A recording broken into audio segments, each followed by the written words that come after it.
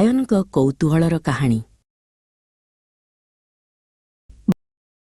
ବହୁତ ବର୍ଷ ତଳର କଥା। ଇଂଲଣ୍ଡର ଏକ ଛୋଟ ଗାଁରେ ଆୟନ ନାମକ ଏକ ପିଲା ଥିଲା। ସେ ଅନ୍ୟ ପିଲାଙ୍କ ଭଳି ଖେଳିବା ଅପେକ୍ଷା ଜିନିଷଗୁଡ଼ିକ କିପରି କାମ କରୁଛି ତାହା ଦେଖିବାକୁ ଅଧିକ ଭଲ ପାଉଥିଲା। ତାଙ୍କ ମନରେ ସବୁବେଳେ ପ୍ରଶ୍ନ ଭରି ରହିଥିଲା। ସେ ଛୋଟବେଳୁ ହିଁ ଘଣ୍ଟା, ପବନ ଚକି ଏବଂ ଅନ୍ୟାନ୍ୟ ଯନ୍ତ୍ରପାତି ତିଆରି କରୁଥିଲା। ଏହିସବୁ ତାଙ୍କୁ ସବୁଠାରୁ ଅଧିକ ଆନନ୍ଦ ଦେଉଥିଲା। ସେ ସବୁବେଳେ ନିଜ ହାତରେ ନୂଆ ନୂଆ ଜିନିଷ ତିଆରି କରିବାରେ ବ୍ୟସ୍ତ ରହୁଥିଲେ।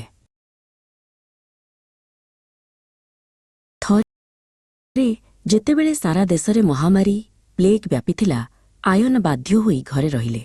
ବିଶ୍ୱବିଦ୍ୟାଳୟ ବନ୍ଦ ହୋଇଗଲା ଏବଂ ତାଙ୍କୁ ଅଧିକ ସମୟ ଏକୁଟିଆ ଚିନ୍ତା କରିବାକୁ ମିଳିଲା।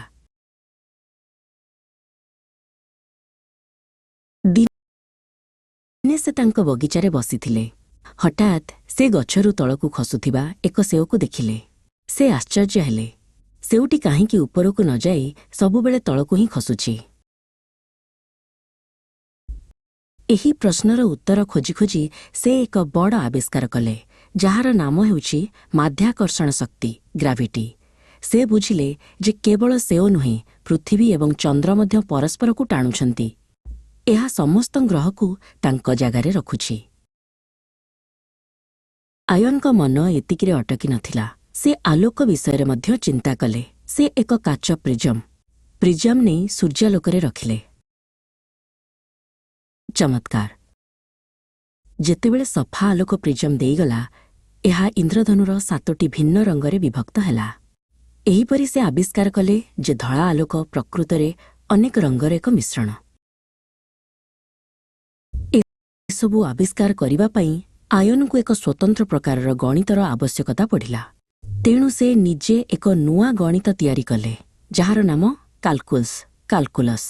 ଏହା ବୈଜ୍ଞାନିକମାନଙ୍କୁ ଗତି ଏବଂ ପରିବର୍ତ୍ତନକୁ ବୁଝିବାରେ ସାହାଯ୍ୟ କଲା।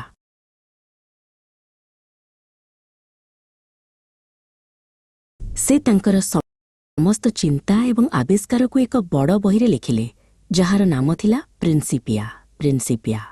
ଏହି ବହିଟି ଆମେ କିପରି ଦୁନିଆକୁ ଦେଖୁ ତାହା ସବୁଦିନ ପାଇଁ ବଦଳାଇ ଦେଲା।